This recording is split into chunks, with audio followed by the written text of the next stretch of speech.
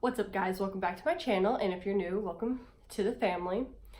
Today we are going to talk about breastfeeding. We're going to be talking about the boobies, the coconuts, the mosquito bites, if you know what I'm saying. But yeah, so if y'all like this video, give it a like, subscribe, and don't forget to don't forget to turn your post notifications on. Yep. Okay, let's get into it.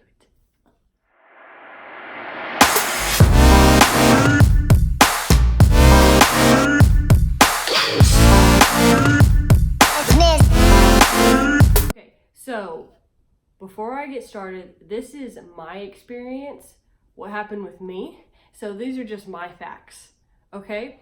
This could be completely different for somebody else, or it could be exactly the same. This is just what I got from this whole experience, and I would like to share it with y'all to maybe be helpful for some new mommies, even though I'm still kind of new because Samantha's only 9 months old, almost 10. Sad. Okay, I got my list. Okay, first things first. Y'all don't get sad if your milk doesn't come in. For one, you just had a baby, your body just did miraculous things. You just pushed a baby out of you, or got it cut out of you, from my experience. Her, he, not it. But yeah, so just don't get sad. It will come in eventually if you had an experience like I did. Mine just took a couple more days than other women, because I hear when you have a C-section that it takes a little longer, and it's okay because mine came in and I produced enough milk, which was fantastic. Every woman that I've talked to who breastfed, it has hurt them for the first 2 weeks of breastfeeding. And I can tell you that is 100% true, because oh my gosh, your nipples are gonna hurt, okay? They're gonna hurt bad. They're gonna get cracked, which is another one of my notes, okay? They're gonna get cracked. They're gonna bleed. You're gonna cry about it. I literally cried about it when Samantha would latch on, and I'd be like, okay, this is excruciating. Okay, I've looked up on the internet. I look up stuff all the time. If I think it, I look it up. I look it up on Google. I feel like I'm a Google dictionary. Not really Google, that's what it is. But anywho, okay, it's gonna hurt. Point blank. But you can do it. You can do it. It hurt too much for me, so I had to start pumping, which I will get into that. But I did it for like 2 or 3 weeks, and I just couldn't take it anymore. But I know tons of women do, and y'all can do it. I know you can. I should have stuck with it. I didn't. Your nipples are going to crack. They're going to bleed. Okay? It's not going to feel good. You're going to need to get the breast pads from Target, Walmart, Amazon. I don't know, wherever you want to shop. Whatever floats your boat. You're going to have to put those breast pads on your bra. Okay? Because it'll leak everywhere, and you'll get blood on it, and it'll hurt, and it just doesn't feel good. So after you're done breastfeeding, or even before, I would do before and after. I'd put that rose ointment on. I heard there's other stuff for it. I didn't use that, but I put the ointment on before and after, and that helped a lot. A lot. You are going to be thirsty. Okay, I got my water here because your girl's always thirsty, and I'm not even breastfeeding. My experience when you're breastfeeding or even pumping, you're going to want a gallon of water right next to you, because you're going to chug that, because that baby is taking all of it out of you.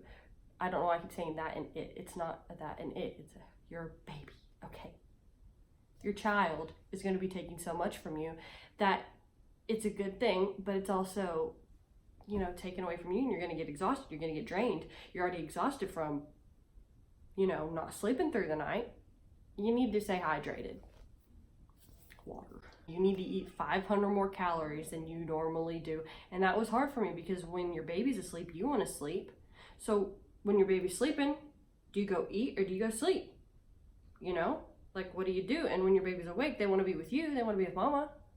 So you got to pick what you're gonna do there. But that was very hard for me. Tommy had to actually not force me, not that I didn't want to eat, but he had to pretty much make me eat and be like, eat this, because I wasn't getting enough, and when I didn't get enough food or water, I wouldn't produce enough. So tip on there. I think that actually happens with most women, so that might not just be me. I think that's a lot of women.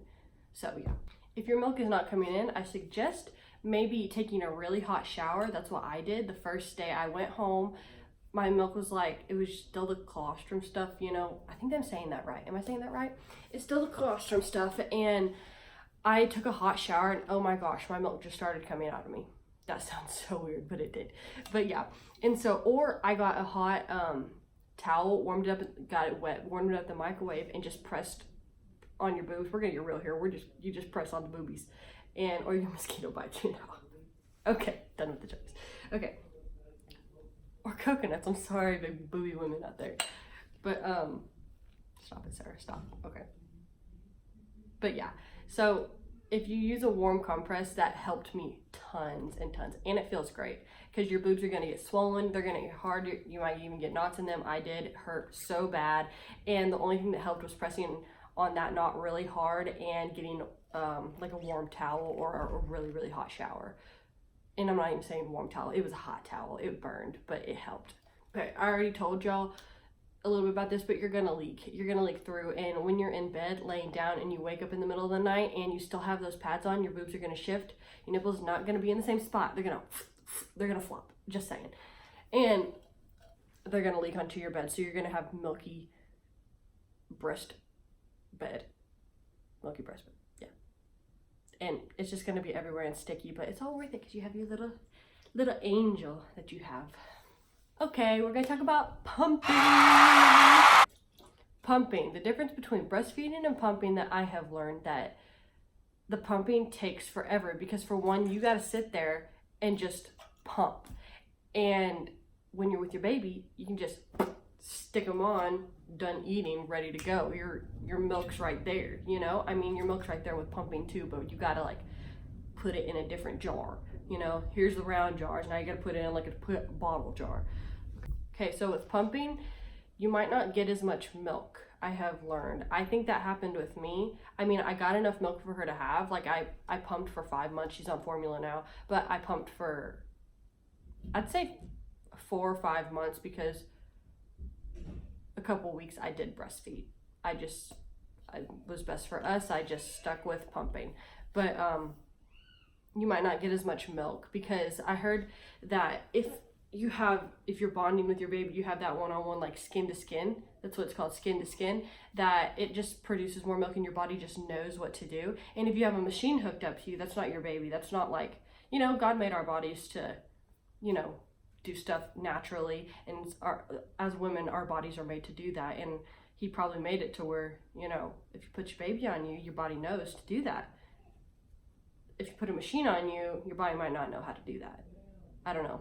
You could train it. I think I trained mine to do it, but I think it did work better when I was breastfeeding, like actually latching her on, but you know, it just didn't work out. Okay, y'all, I hope this was helpful. Oh, and by the way, if I am in a new atmosphere, my grandparents, they sold their lake house, and they seriously gave everything away to like the whole family from their lake house, and if they didn't give it away, they're selling it. But they had this bed and mattress pad, which is so comfortable, so that's why it's not made, and I have a blanket over it because I just wanted to look a little nicer, but it doesn't. Okay, but yeah, so they gave us their bed, which is really nice. It actually used to be my mom and dad's that they gave to them, and now they give it back to us, so it's staying in the family, which is great. But I am in Samantha's room, and she, you know, how would I just show y'all?